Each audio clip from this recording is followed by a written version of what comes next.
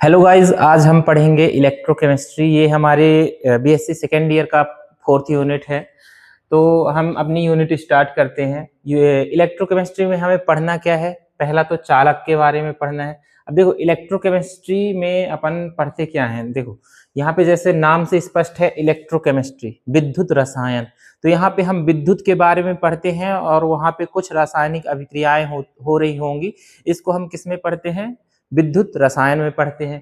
अब इसमें पहला टॉपिक है हमारा चालक। चालक क्या कहलाते हैं? चालक वे पदार्थ होते हैं जो अपने में से विद्युत धारा को प्रवाहित होने दें। वो हमारे क्या कहलाते हैं? चालक, कंडक्टर बोलते हैं इनको इंग्लिश में, है ना। तो चालक जो अपने में से विद्युत धारा को प्रवाहित होने दे। अब विद्युत धारा क्या कहलाती है?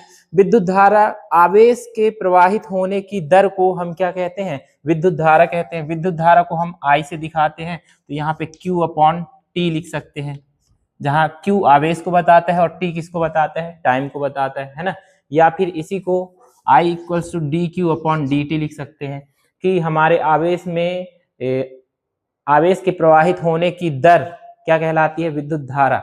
और चालक क्या होते हैं? चालक वे पदार्थ होते हैं जो अपने में से विद्युत धारा को प्रवाहित होने दें। अब चालक जो है हमारे दो प्रकार के होते हैं। पहला होता है मेटालिक कंडक्टर। जो कंडक्टर है वो दो प्रकार के होते हैं। पहला मेटालिक कंडक्टर, जिसको हम धात्विक कंडक्टर भी बोलते हैं, धात्विक चालक भी बोलते हैं। और दूसरा है इलेक्ट्रोलिटिक कंडक्टर या फिर विद्युत अपघटनी चालक। विद्युत अपघटनी चालक,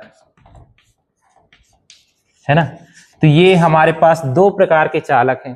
पहला है मेटालिक कंडक्टर, दूसरा है इलेक्ट्रोलिटिक कंडक्टर। तो अब मेटालिक कंडक्टर क्या कहलाते हैं? जैसा नाम से दिख रहा है कि यहाँ पे हमारा जो चालक होगा, कंडक्टर होगा, वो कोई धातु होगा। जैसे आप धातु में एग्जाम्पल ले सकते हैं, जिंक का, कॉपर का ले सकते हैं, सिल्वर का ले सकते हैं, है ना। ये सब हमारे कैसे चालक हैं? धात्विक चालक है। दूसरा है विद्युत अपघटनी चालक। विद्युत अपघटनी चालक वे चालक होते हैं जिसमें हमारा चालक जो है विद्युत अपघट्य होता है। अब विद्युत अपघट्य क्या कहलाता है? विद्युत अपघट्य ऐसे पदार्थ होते हैं जो किसी विलयन में आयनों के रूप में वियोजित रहते हैं या फिर आयनिक अवस्था में रहते हैं। जैसे एग्जाम्पल हम ले लेते हैं NaCl का। ये हमारा एक विद्युत अपघट्य है। कैसा विद्युत अपघट्य है? प्रबल विद्युत अपघट्य है। इसको जब हम किसी सॉल्वेंट में, विलायक में घोलते हैं जैसे H2O, तो ये अपने आयनों में टूट जाता है, Na+ और Cl-, है ना।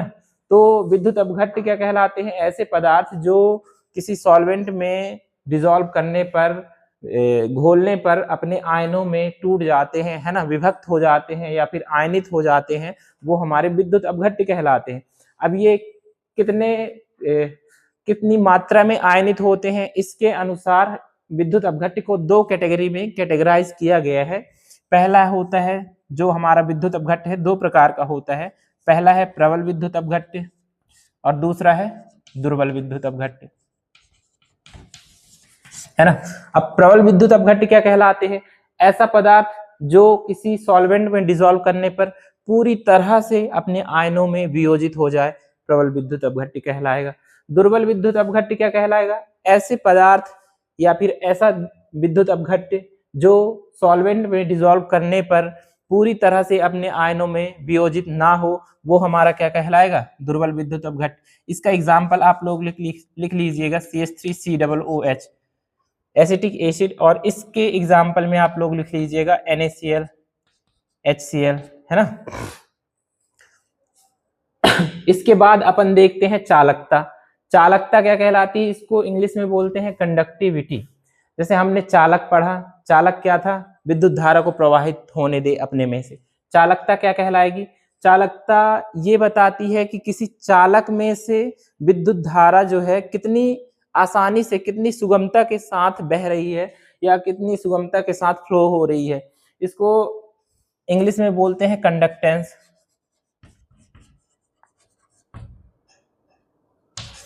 है ना। कंडक्टेंस होती क्या है? Ease of flow of current. उसको हम क्या बोलेंगे? कंडक्टेंस बोलेंगे कि हमारी जो करंट है वो कितनी इजीली फ्लो हो रही है हमारे किसी कंडक्टर से, वो हमारी कंडक्टेंस कहलाएगी। अब इसके बाद प्रतिरोध, इसको हम R से दिखाते हैं, है ना। इसको बोलते क्या है इंग्लिश में, रेजिस्टेंस, है ना। रेजिस्टेंस होता क्या है, अब किसी चालक में से विद्युत धारा प्रवाहित हो रही है, उस विद्युत धारा को प्रवाहित होने से रोकने का एक गुण है हमारा क्या, प्रतिरोध। मतलब यदि उसमें कुछ ऐसी बाधा उत्पन्न हो रही हैं, उन जो कि विद्युत धारा को प्रवाहित होने से रोक रही हैं, तो वो बाधाएं जो हैं, है ना, वो बाधाएं क्या कहलाएंगी, हमारी प्रतिरोध कहलाएंगी, जिसको हम रेजिस्टेंस बोलते हैं। अब जो आपका प्रतिरोध है वो देखो, आप एक वायर लोगे, है ना, जितनी आपकी वायर जितनी ज्यादा लंबी होगी उसका प्रतिरोध उतना ही अधिक होगा, है ना। यदि आप R ये प्रतिरोध है तो R डायरेक्टली प्रोपोर्शनल होता है किसके, L के। मतलब आप मान लीजिए यहाँ से दूसरे मतलब 1 किलोमीटर दूर तक आपको बिजली ट्रांसमिट करनी है ना, करंट पहुंचाना है, तो आपकी जितनी ज्यादा दूरी बढ़ती जाएगी उस तार का जो है प्रतिरोध उतना ही बढ़ता जाएगा, रेजिस्टेंस बढ़ता जाएगा, और विद्युत धारा क्या होती जाएगी, घटती जाएगी। और यदि हम उसी तार को, जो हमने वायर ली है, उसी की यदि हम चौड़ाई, जो मोटाई है, वो मोटाई बढ़ा दें, है ना, मोटाई क्या कर दें, बढ़ा दें, तो हमारा रेजिस्टेंस जो होता है, प्रतिरोध क्या हो जाता है, कम हो जाता है। तभी आप लोगों ने देखा होगा कि जो लंबी दूरी की वायर होती हैं वो हमेशा कैसी होती हैं, मोटे आकार में होती हैं, है ना। तो मोटे आकार में इसीलिए लेते हैं कि उनमें जो है प्रतिरोध क्या हो, कम हो। तो R जो है डायरेक्टली प्रोपोर्शनल होता है आपके L के, और इनवर्सली प्रोपोर्शनल होता है किसके, A के। यानी कि आपका यदि क्षेत्रफल अधिक है तो प्रतिरोध कम होगा, और लंबाई अधिक है तो प्रतिरोध अधिक होगा। इन्हीं को हम एक साथ ऐसे भी लिख सकते हैं कि R जो है डायरेक्टली प्रोपोर्शनल होता है आपके L अपॉन A के। जब हम इस प्रोपोर्शनल को हटाएंगे, समानुपाती के चिन्ह को हटाते हैं, तो हमारे पास क्या आ जाता है, यहाँ पे कोई कांस्टेंट लेते हैं, है ना, समानुपाती स्थिरांक, इसको हम रो लिखते हैं यहाँ पे। ये रो क्या है, आपका रेजिस्टिविटी को बताता है ना। ये विशिष्ट प्रतिरोध, ये हमारा क्या हुआ, प्रतिरोध है, रेजिस्टेंस। ये रो क्या है, समानुपाती स्थिरांक, इसको बोलते क्या है हम, विशिष्ट प्रतिरोध या फिर रेजिस्टिविटी बोलते हैं। ये हमारी लेंथ है, लंबाई को बताता है, और ये एरिया को बताता है ना। तो अब हम यहाँ पे देखो, चालकता हमने क्या पढ़ा था कि हमारी विद्युत धारा कितनी आसानी से प्रवाहित हो रही है। दूसरे तरीके से हम चालकता को ऐसे भी बोलते हैं कि हमारे प्रतिरोध के व्युत्क्रम को, जो चालकता होती है, उसको हम दिखाते किससे हैं, G से दिखाते हैं, कंडक्टेंस को। और कंडक्टेंस होती क्या है, हम ऐसे बोल सकते हैं कि हमारे जो प्रतिरोध है उसके इनवर्स को क्या कहते हैं, हम चालकता कहते हैं। देखो कंडक्टेंस क्या है, कितनी आसानी से विद्युत धारा प्रवाहित हो रही है, और प्रतिरोध क्या है, उस प्रवाहित होने वाली धारा के मार्ग में बाधा उत्पन्न करना, है ना। तो इनमें क्या है, इनवर्स रिलेशन है ना। तो हम इसको ऐसे भी बोल सकते हैं कि हमारे प्रतिरोध के व्युत्क्रम को, या फिर reciprocal of resistance is called conductance, है ना। तो ये हमारी कंडक्टेंस का हो गया।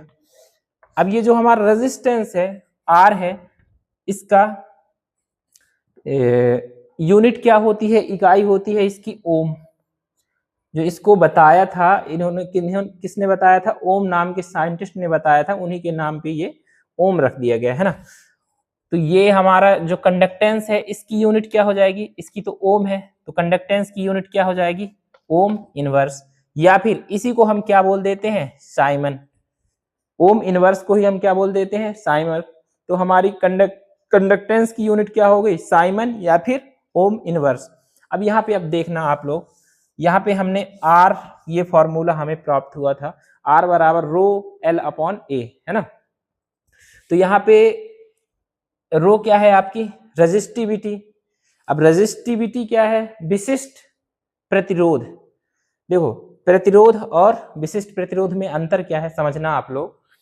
प्रतिरोध क्या कहलाता है, हमारी मान लीजिए एक वायर है, उसकी लेंथ जितनी भी है, उस पूरे वायर में हमारी जो करंट का फ्लो हो रहा है उस पर कितनी बाधा उत्पन्न की गई हमारे वायर के द्वारा, वो हमारा क्या बताएगा, प्रतिरोध बताएगा। अब रेजिस्टिविटी पे हम आते हैं, विशिष्ट प्रतिरोध।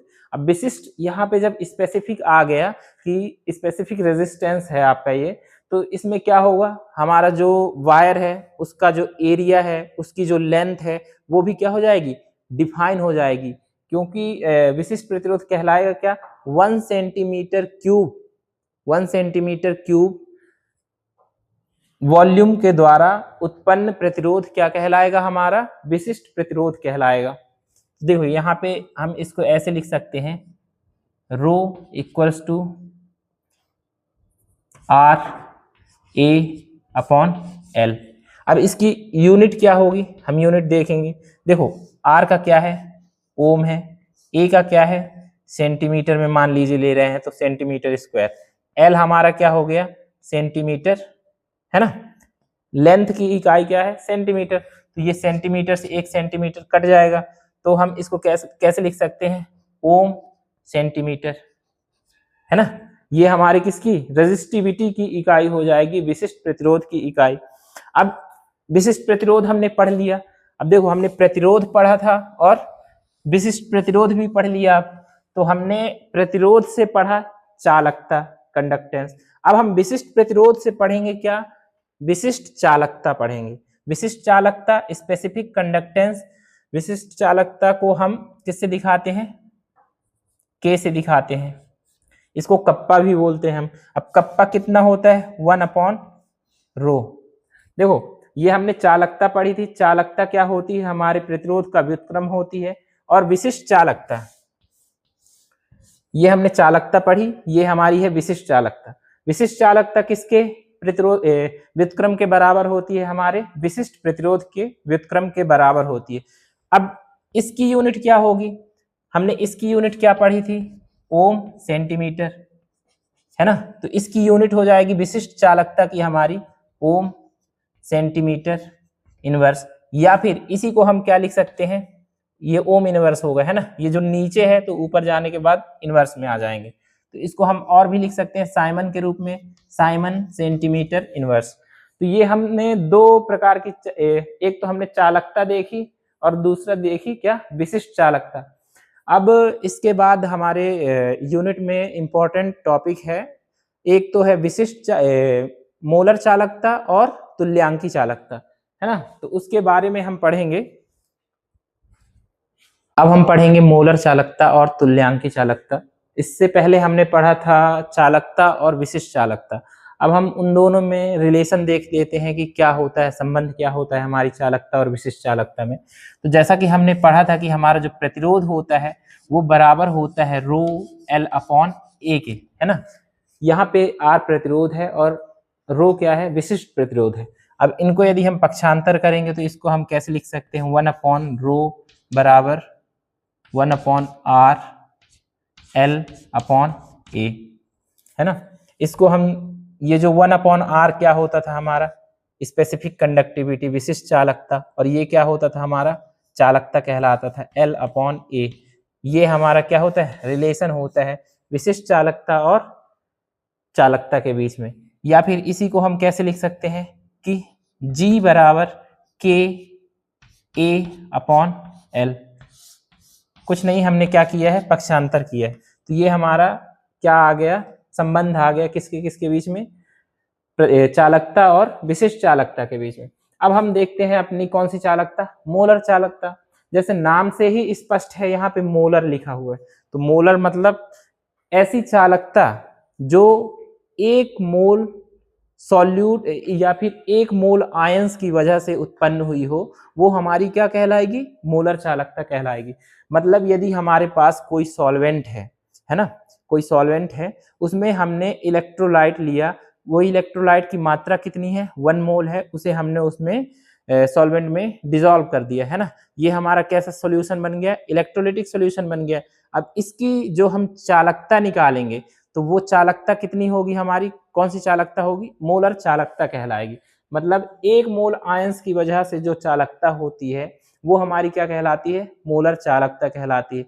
यहाँ पे जैसे हमने देखा था कि चालकता बराबर होता है के ए अपॉन एल, तो इसी को यदि अपन हम लिखें G इक्वल्स टू के ए अपॉन एल, यदि हम ऊपर नीचे दोनों जगह L से मल्टीप्लाई कर दें, है ना, तो इसको हम क्या लिख सकते हैं, एरिया इंटू लेंथ क्या हो जाएगा हमारा, वॉल्यूम कहलाता है ना, और ये हमारा क्या हो जाएगा, ए हो जाएगा। L इंटू एल, ये हमारा क्या कहलाएगा, एरिया कहलाएगा। अब यदि हम मान लें कि L जो है हमारा लेंथ जो है, अब ये लेंथ कौन सी लेंथ है, ये जो हम इलेक्ट्रोलाइटिक सॉल्यूशन में पढ़ते हैं उसमें दो इलेक्ट्रोड लगाते हैं, उन इलेक्ट्रोड के बीच की दूरी जो हम मान रहे हैं, क्या मान रहे हैं कि L होनी चाहिए। अब इस L को हमने मान लिया कि 1 सेंटीमीटर है ना, इन दोनों इलेक्ट्रोड्स के बीच की दूरी जो है 1 सेंटीमीटर है, तो L बराबर 1 सेंटीमीटर होगी यदि, तो हमारा ये जो एरिया L इंटू एल हो जाएगा वो भी कितना हो जाएगा, 1 हो जाएगा, इकाई हो जाएगा। तो हम यहाँ से क्या लिख सकते हैं, G बराबर लिख सकते हैं K इंटू V।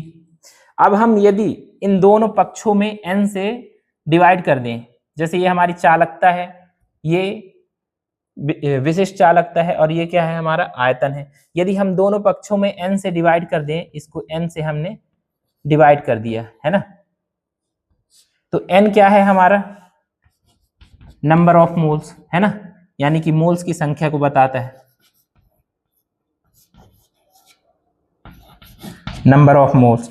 तो ये G बाई N, ये जो हमारा क्या कहलाएगा, मोलर चालकता कहलाएगा।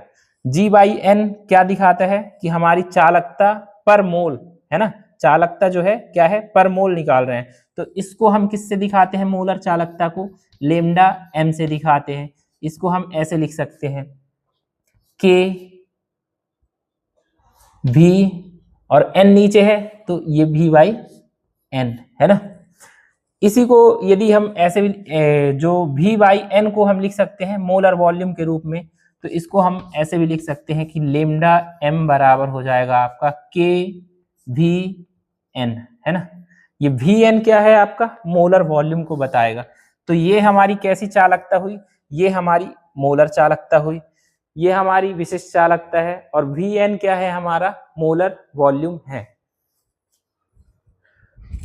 अब हम सांद्रता और मोलर चालकता के बीच में संबंध देखते हैं कि हमारी जो कंसंट्रेशन है और उसके बीच में मोलर चालकता के बीच में क्या संबंध है ना। तो हमारे पास लेमडा m क्या मिला है, K V N, Vn क्या है, मोलर वॉल्यूम। अब जो सांद्रता होती है कंसंट्रेशन, वो कंसंट्रेशन क्या होती है,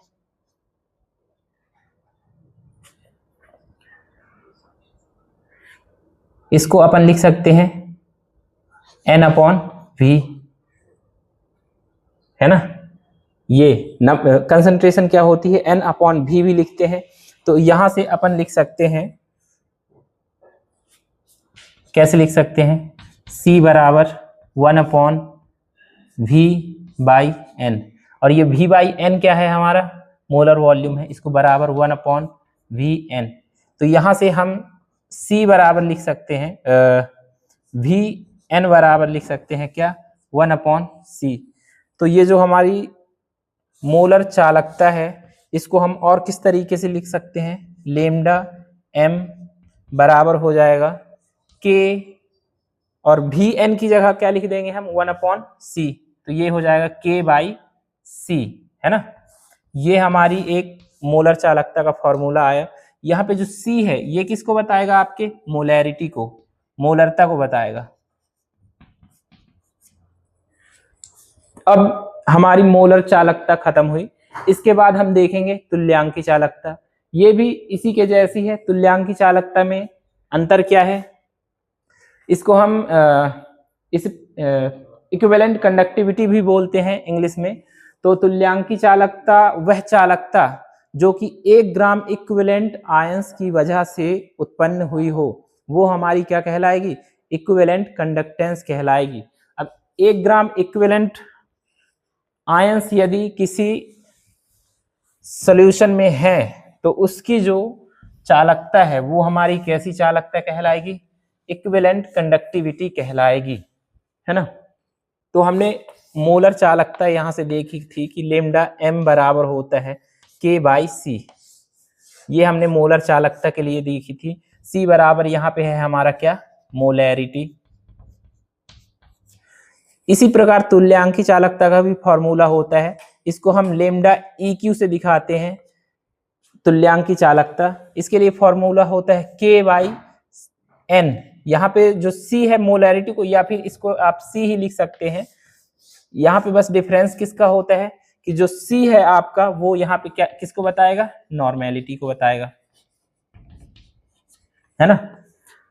तो ये हमारी तुल्यांकी चालकता और मोलर चालकता खत्म हुई। अब इन दोनों में रिलेशन क्या होता है, हमारी मोलर चालकता और तुल्यांकी चालकता में जो है रिलेशन क्या होता है, आपकी मोलर चालकता बराबर होती है किसके, जेड फैक्टर इक्विवेलेंट कंडक्टेंस, है ना। ये हमारा रिलेशन होता है किसके किसके बीच में, मोलर चालकता और इक्विवेलेंट कंडक्टेंस के बीच में। जेड फैक्टर यहाँ पे क्या है, जेड फैक्टर आप इसको एन फैक्टर भी बोलते हैं ना। जैसे NaCl है आपका, तो इसमें पूछा जाए कि इसका जेड फैक्टर क्या है, तो इसको हम ऐसे डिसोसिएट करते हैं Na+ और Cl- में। तो इसका जेड फैक्टर क्या होता है, जेड फैक्टर के लिए या तो आप पॉजिटिव चार्ज वालों की संख्या देख लो या फिर निगेटिव चार्ज वालों की संख्या देख लो। तो यहाँ पे जो हम जेड फैक्टर होगा वो क्या होगा, 1 होगा। जैसे दूसरा एग्जाम्पल लेते हैं CaCl2, है ना। इसको जब आप डिसोसिएट करोगे तो यहाँ पे कैसे डिसोसिएट होगा, ये Ca2+ Cl2Cl-। तो देखो यहाँ पॉजिटिव चार्ज कितने हैं, 2 है, और यहाँ पे निगेटिव 2 हैं, तो इसका एन फैक्टर क्या हो जाएगा, वो भी 2 हो जाएगा। तो NaCl के लिए जेड फैक्टर कितना है, 1 है। CaCl2 के लिए जेड फैक्टर कितना है, 2 है। तो अब इसके बाद एक इम्पॉर्टेंट टॉपिक है कि जो मोलर चालकता है, तुल्यांकी चालकता है और विशिष्ट चालकता है, इन पे तनुता का क्या प्रभाव पड़ेगा। तनुता मतलब कि हमारा कोई सॉल्वेंट है, उसमें हमने इलेक्ट्रोलाइट डाला, है ना, इलेक्ट्रोलिटिक सॉल्यूशन बनाया। अब उस पे हम सॉल्वेंट जो है डालते जा रहे हैं, उसकी तनुता को क्या कर रहे हैं, बढ़ा रहे हैं, उस सॉल्यूशन को और हम डाइल्यूट बना रहे हैं, है ना। तो इस डाइल्यूशन का क्या प्रभाव पड़ेगा हमारी इन चालकताओं पे, वो पढ़ेंगे। ये एक इम्पॉर्टेंट टॉपिक है और एग्जाम्स में पूछा भी जाता है। अब हम पढ़ेंगे हमारी जो चालकताएं हैं उनमें तनुता का क्या प्रभाव पड़ता है। तो तनुता आप लोग समझते हैं कि उसमें सॉल्वेंट की मात्रा बढ़ाते जाना, वो हमारा क्या कहलाएगा, डाइल्यूशन कहलाएगा, तनुता कहलाएगा। तो अब देखो पहला है हमारी चालकता, है ना। चालकता देखते हैं। अब चालकता क्या कहलाती है, हमारा कोई क्या है, इलेक्ट्रोलाइट है, मान लेते हैं 1 मोल इलेक्ट्रोलाइट है ना, या फिर कितनी भी मात्रा है, जितनी भी मात्रा हो आपकी इलेक्ट्रोलाइट की इसमें घुला हुआ है, हमारे इलेक्ट्रोलिटिक सॉल्यूशन बना हुआ है। अब हम इसमें क्या है, चालकता होती किसकी वजह से है, हमारे जो इलेक्ट्रोलिटिक कंडक्टेंस कहलाती क्या है, आयंस के फ्लो के कारण होती है। अब आयन कौन कौन से होते हैं, एक तो पॉजिटिवली चार्ज होता है और एक निगेटिवली चार्ज होता है ना। 2 तरीके के आयन होते हैं। अब ये आयन जब मूवमेंट करते हैं, जब इलेक्ट्रोड्स की तरफ गमन करते हैं, तो हमारी क्या होती है, विद्युत धारा उत्पन्न होती है, चालकता उत्पन्न होती है ना, कंडक्टेंस उत्पन्न होती है। तो ये जब प्रवाहित होंगे तो अब डाइल्यूशन का क्या प्रभाव पड़ेगा इन पे। देखो ये हमारा कोई सॉल्यूशन है, इसमें कुछ मात्रा हमारे इलेक्ट्रोलाइट की घुली हुई है, उसकी वजह से क्या है, चालकता है। तो अब देखो इसकी सांद्रता जो है कम है, तो ये आयन क्या होंगे, एक दूसरे के ज्यादा करीब होंगे। तो ये क्या है, एक तो पॉजिटिव चार्ज एक निगेटिव चार्ज है। तो जब ये मूवमेंट करेगा निगेटिव आयन की तरफ, तो ये वाला जो निगेटिव आयन है इसको रोकेगा, है ना। पॉजिटिव देखो एग्जाम्पल से समझना, हमने 2 इलेक्ट्रोड लगाया, यहाँ पे प्लस भी है माइनस भी है, प्लस भी है माइनस भी है, प्लस माइनस प्लस ये है। ये हमने 2 इलेक्ट्रोड जोड़े, है ना, ये हमारा सोल्यूशन था, भरा हुआ था। ये मान लेते हैं इलेक्ट्रोड में पॉजिटिव चार्ज है और इस इलेक्ट्रोड में क्या है, निगेटिव चार्ज है। तो ये जो पॉजिटिव चार्ज वाले आयन हैं वो किस तरफ मूवमेंट करेंगे, इस तरफ जाएंगे, और निगेटिव चार्ज किस तरफ जाएंगे, जो हमारे निगेटिव चार्ज हैं वो किस तरफ जाएंगे, पॉजिटिव की तरफ जाएंगे, इस तरफ जाएंगे। तो देखो यहाँ पे सांद्रता अधिक है। अब सांद्रता अधिक है तो ये जो प्लस वाले हैं सांद्रता अधिक है तो इनके बीच की दूरी जो है कम होगी। तो जब ये जो पॉजिटिव चार्ज है इस तरफ मूव करेगा तो ये जो निगेटिव चार्ज है ये इनको क्या करेंगे, अपनी तरफ खींचने की कोशिश करेंगे। अपनी तरफ खींचने की कोशिश करेंगे मतलब इनका मूवमेंट जो है, आयंस का मूवमेंट जो है वो क्या होगा, कम होगा।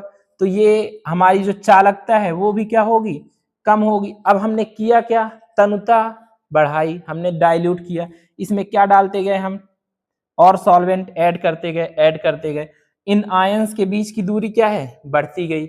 अब इन आयंस के बीच की दूरी बढ़ी तो क्या हुआ, इन दोनों का जो अट्रैक्शन फोर्स है ना, ये जो एक दूसरे को खींच रहे थे आयंस, वो क्या हो जाएगा, समाप्त हो जाएगा। तो ये जो हमारे आयंस है वो फ्रीली मूव कर सकेंगे। तो हमारी जो चालकता है वो भी क्या हो जाएगी, बढ़ जाएगी। तो मतलब जो चालकता है वो तनुता पे क्या होती है, बढ़ती है। यदि हम हमारे जो सॉल्वेंट सॉल्यूशन है उसको डाइल्यूट करेंगे तो हमारी चालकता क्या होगी, इंक्रीज होगी। दूसरा है हमारी विशिष्ट चालकता। विशिष्ट चालकता, देखो विशिष्ट चालकता अपन ने तो ये पढ़ लिया था कि विशिष्ट प्रतिरोध का व्युत्क्रम विशिष्ट चालकता कहलाती है। अब इसको हम समझेंगे कैसे। जैसे हमने विशिष्ट प्रतिरोध का पढ़ा था कि एक स्पेसिफिक वॉल्यूम का प्रतिरोध क्या कहलाता था, विशिष्ट प्रतिरोध। उसी तरीके से विशिष्ट चालकता भी क्या कहलाती है, एक स्पेसिफिक वॉल्यूम का चालकता क्या कहलाएगी, हमारी विशिष्ट चालकता। मतलब ये जो हम चालकता पढ़ रहे थे इसमें हमने वॉल्यूम कितना भी लिया था, है ना। वॉल्यूम हम इसका डिसाइड नहीं था, वॉल्यूम कुछ भी हो सकता है, 5 लीटर 10 लीटर कितना भी हो सकता है। पर विशिष्ट चालकता में हमने फिक्स कर दिया कि हमारा जो वॉल्यूम होना चाहिए वो कितना होना चाहिए, इकाई होना चाहिए। या तो ये 1 सेंटीमीटर क्यूब हो जाए या फिर 1 मीटर क्यूब हो जाए। तो इसमें जब हम डाइल्यूट करेंगे तो होगा क्या, देखो ध्यान से समझना इसमें होगा क्या। जैसे ये आयंस है, हम इसको क्या किए, कुछ डाइल्यूट करते जा रहे हैं। अब हमें विशिष्ट चालकता देखनी है। यहाँ पे विशिष्ट चालकता क्या होगी, एक यूनिट वॉल्यूम, एक इकाई आयतन का चालकता पता करना है। तो अब देखो हम इसमें तनुता बढ़ाते जा रहे हैं, है ना, सॉल्वेंट ऐड करते जा रहे हैं, तो होगा क्या, आयतन बढ़ता जाएगा। तो उसमें जो आयंस की संख्या है 1 सेंटीमीटर क्यूब में, आयंस की संख्या भी क्या होती जाएगी, घटती जाएगी। अब देखो जो आयंस हैं जिनकी वजह से विद्युत धारा प्रवाहित हो रही है वही घट रहे हैं यहाँ पे। तो हमारी चालकता विशिष्ट चालकता भी क्या होगी, डिक्रीज होगी। तो इस केस में हमें याद रखना है कि चालकता जो है तनुता पर इंक्रीज होगी, विशिष्ट चालकता तनुता पर क्या होगी, डिक्रीज होगी, घटेगी। अब इसके बाद हम देखते हैं 2 चालकताएं और हैं हमारी, मोलर चालकता और इक्विवेलेंट चालकता, तुल्यांकी चालकता।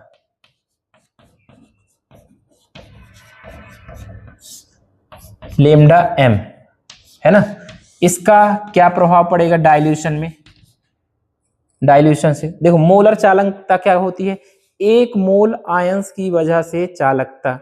तो अब 1 मोल आयंस मतलब फिक्स है, 1 मोल होने चाहिए, वॉल्यूम चाहे जितना हो। तो हम वॉल्यूम बढ़ाते गए, वॉल्यूम मतलब डाइल्यूट करते गए अपने सॉल्यूशन को। तो डाइल्यूट करते गए तो उनका क्या हुआ, आयतन बढ़ा, उनके आयनों के बीच की क्या हुई, दूरी बढ़ी। तो उनका जो आयंस का मूवमेंट है वो फ्रीली होने लगा। तो हमारी जो मोलर चालकता है वो भी क्या हो जाएगी, बढ़ जाएगी, इंक्रीज हो जाएगी। अब इसी तरीके से हम तुल्यांकी चालकता को भी समझ सकते हैं, इक्विवेलेंट चालकता को, है ना। इसमें भी क्या होता है, 1 ग्राम इक्विवेलेंट लेते हैं। अब 1 ग्राम इक्विवेलेंट जो आयन है वो तो फिक्स है, आयन की संख्या में कोई परिवर्तन नहीं हो रहा है, बस परिवर्तन किस में हो रहा है, आयतन में। आयतन हमारा बढ़ रहा है, आयतन बढ़ रहा है तो आयंस एकदम फ्रीली मूव करेंगे। तो इसमें भी जो विशिष्ट चालकता है वो क्या होगी, इंक्रीज होगी। तो ये हमने तनुता का प्रभाव पढ़ा हमारी चालकताओं में। अब एक छोटा सा टॉपिक है हमारा अभिगमनांक, ट्रांसपोर्ट नंबर, उसके बारे में पढ़ेंगे।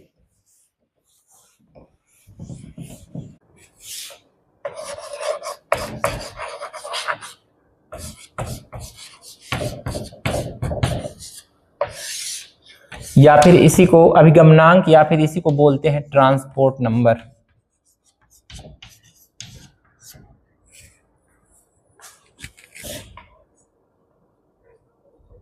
अभिगमनांक क्या कहलाता है? जो हमारी कुल विद्युत धारा है ना, कुल विद्युत धारा है, उसमें से किसी एक आयन के द्वारा हमारी जो विद्युत धारा का कितना पार्ट या फिर कितना भाग उस पर्टिकुलर आयन के द्वारा प्रवाहित किया जा रहा है। जैसे हमारे आयन्स कितने प्रकार के होते हैं, एक तो पॉजिटिवली चार्ज और एक निगेटिवली चार्ज होते हैं, दो प्रकार के आयन्स है। अब हमारी चालकता है, जो विद्युत धारा है, वो इन दोनों ही आयन्स की वजह से क्या होती है, मिलती है हमें। इन दोनों के ही प्रवाह से हमें विद्युत धारा मिलती है, चालकता मिलती है ना। तो अब अभिगमनांक क्या होगा? Fraction of current carried by an ion, मतलब किसी एक आयन के द्वारा हमारा जो करंट है उसका कितना फ्रैक्शन जो है कैरी किया जा रहा है, वो हमारा क्या कहलाएगा? Transport number.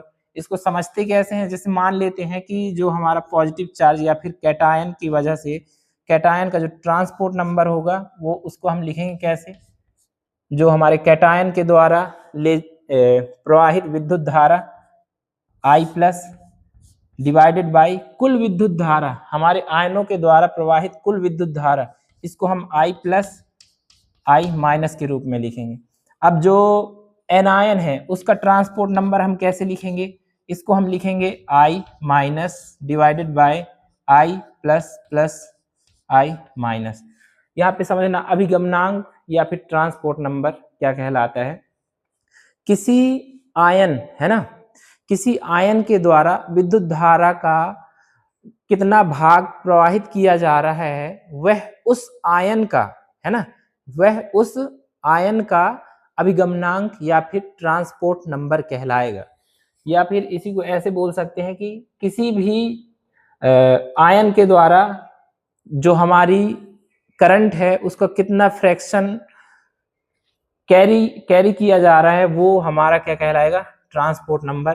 ट्रांसपोर्ट नंबर एक तो कैटायन का हमने देख लिया, फॉर्मूला ये होगा। एनायन का हमने देख लिया, फॉर्मूला ये होगा। तो यदि इसके बाद हम पढ़ेंगे कोलरॉस का नियम। यदि हमारा कंटेंट आप लोगों को हेल्पफुल लगा हो तो आप इस चैनल को सब्सक्राइब कर लीजिएगा, वीडियो को लाइक कर दीजिएगा, और यदि आप लोगों को कोई गलती दिखती है हमारी वीडियो में तो आप उसे कमेंट में ज़रूर बताइए।